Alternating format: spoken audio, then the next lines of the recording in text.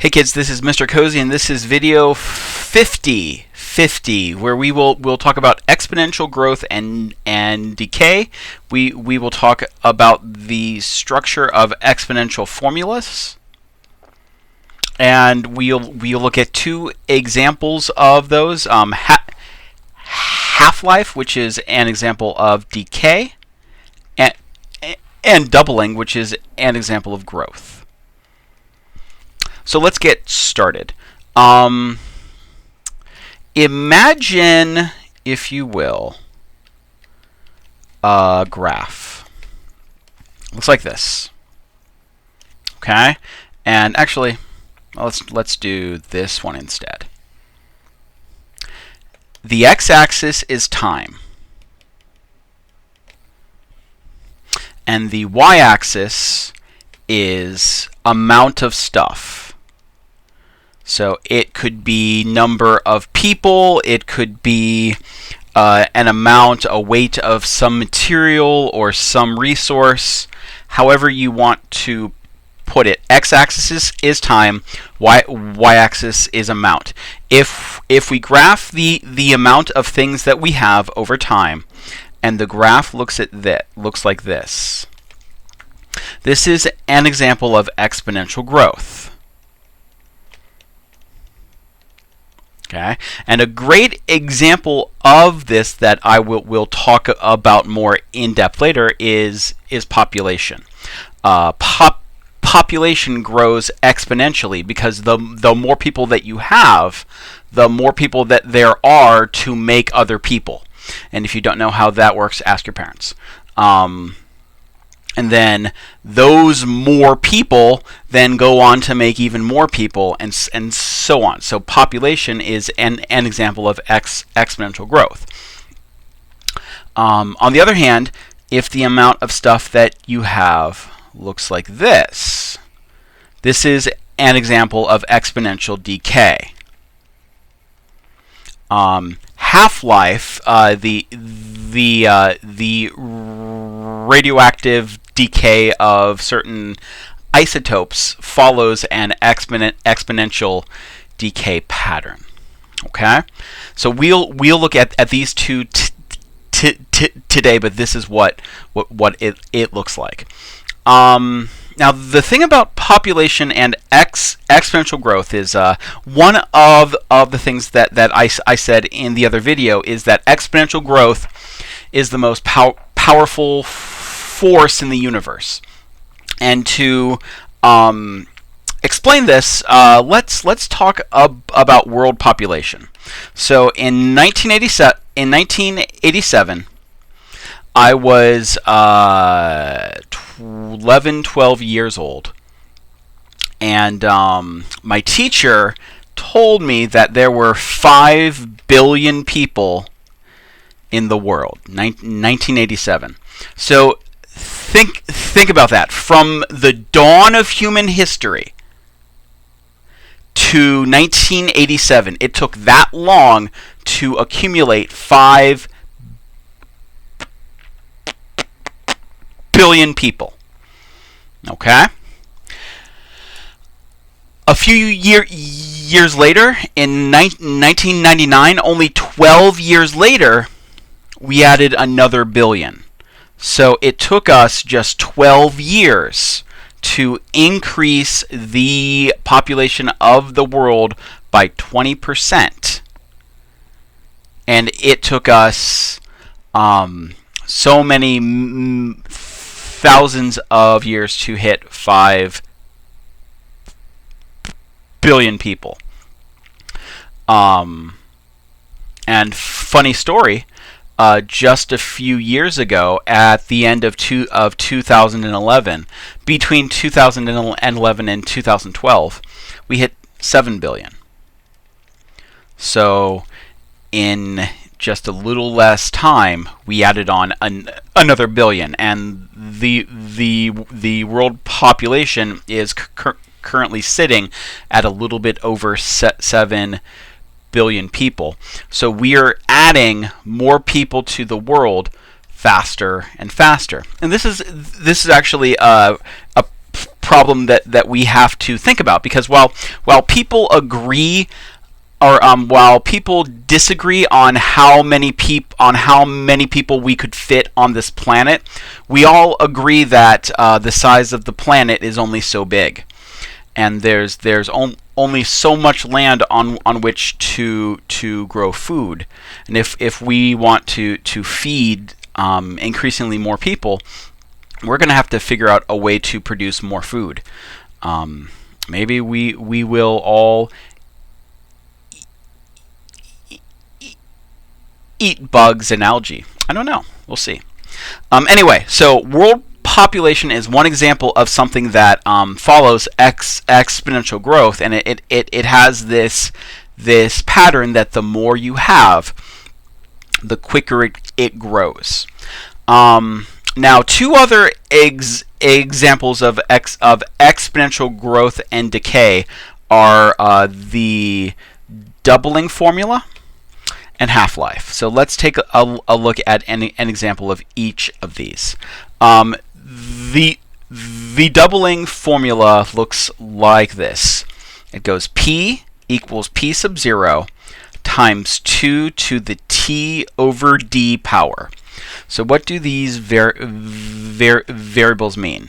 P sub 0 is our starting amount, usually starting population. And P is our ending amount. The 2 is there because we are doubling. The D is the time it takes for the thing we are looking at to double. And the T is our elapsed time.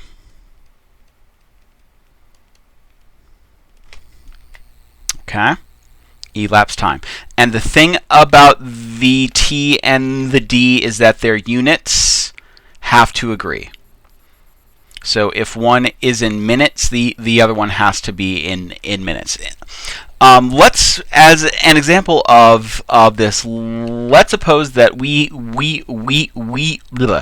have 14 fruit flies, and this particular type of fly takes 7 hours to double the population.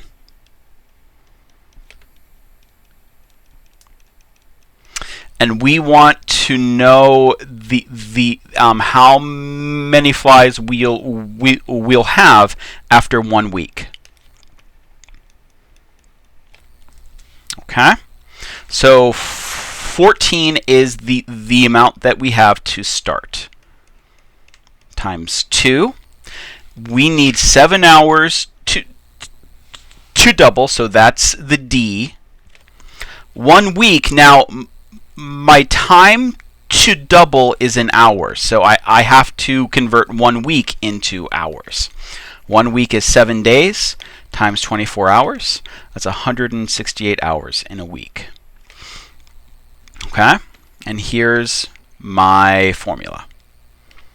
Okay, one very important thing to remember is that according to the order of operations, I must do this first. I've got to do it first. I've got to do it first. You always do exponents first. Always, always, always, always, always. And I stress this because every year about a third of my students mess this up. Okay, I'm going to do this first. So I'm going to do 2 to the power of, parenthesis, 168 divided by 7. And I'm going to get a big number. I'm then going to multiply that by 14. And as you see, we're going to have a ton of flies. We're going to have 2, 3, 4, 8, 8, 1, 2, 1024, comma, comma. So 234 million flies. That's a lot of flies. That's a lot of flies. Now, of course, guys, this is assuming that space and food are infinite. In the real world, I mean, this is a model. In the real world, at some point, there would be more flies than there are food or room in the cage. But if we had infinite room and infinite food, this is how many flies we would have at the end of the week, which is pretty impressive, given that we're starting with 14. Okay? Because remember, guys, exponential growth is the most powerful force in the universe. Second only to love. Half-life formula looks like this. Half-life goes A equals A sub 0 times 1/2 to the T over H power. And this has kind of the same structure as the doubling does. A sub 0 is my starting amount.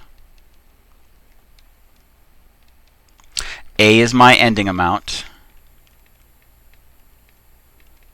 Let me just check my time here because I'm thinking that we are just about over time. Yep, we'll get through this quickly. H is my half-life. So this is my half-life. And T is once again elapsed time. And half-life and elapsed time have to be in the same unit, just like in the doubling formula.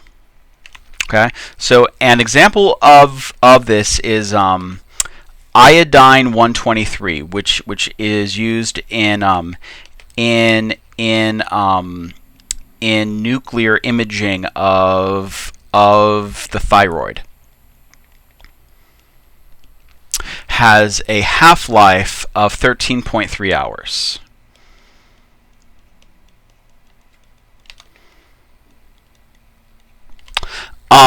Let's say that we start with 50 grams of this material.